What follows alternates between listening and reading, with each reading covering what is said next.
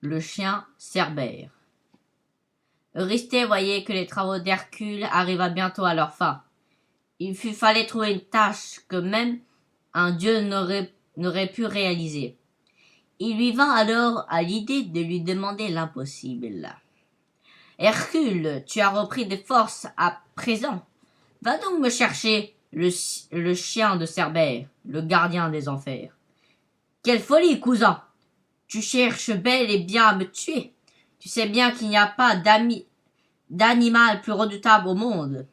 Mais peu importe, je saurai te ramener ce monstre. » Et ceci dit, Hercule partit en direction des enfers. Cerbère était un chien à 3 têtes et à queue de dragon.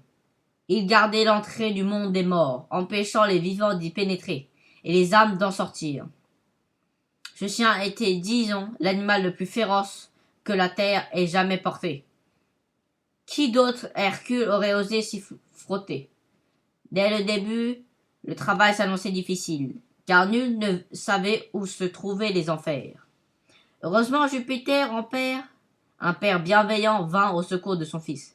« Hercule, j'ai chargé mon messager. Mercure te dit guider jusqu'au royaume des morts. Mais prends garde à toi, car une fois arrivé là-bas, tu seras seul. » Hercule remercia son père, et Mercure apparut d'un vif éclair de lumière. Le dieu mena aussitôt le jeune homme au bord de la mer, sur un cap Ténare. Il présenta à Hercule l'entrée d'une grotte, au creux d'une falaise. « C'est ici, dit Mercure. Entrons. » Ils pénétrèrent dans un gouffre interminable et sinistre dans lequel des morts aux ongles effrayants gémissaient douloureusement. Des spectres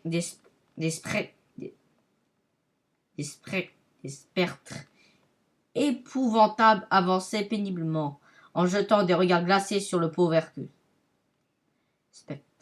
Avant qu'il eût dit, Mercure, nous arrivons presque sur les bords du Styx.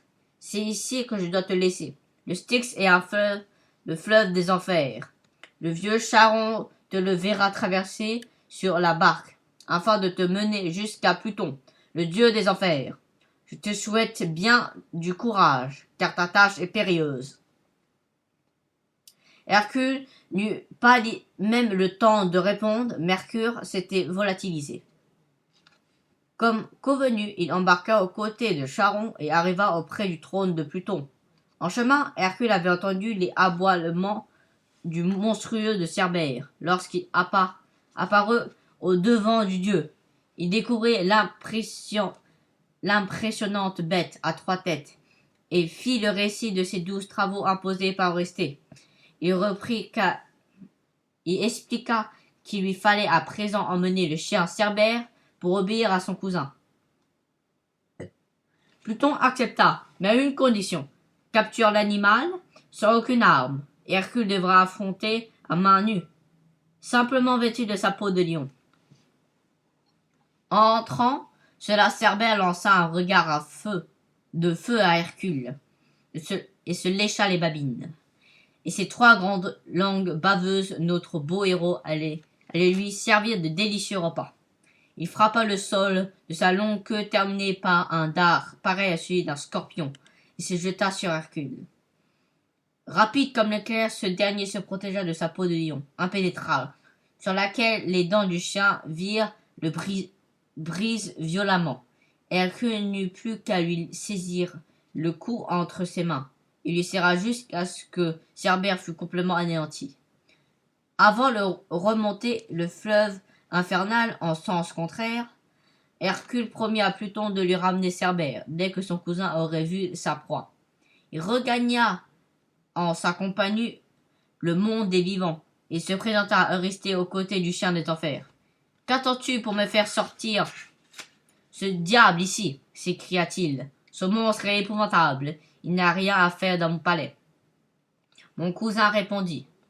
« Hercule, c'est toi-même qui me l'as demandé. Me voilà quitte de mon 11e travail. » Eurysthée n'avait pas entendu la réponse d'Hercule, car il était déjà parti se réfugier dans une jarre, la jarre qui lui servait de cachette.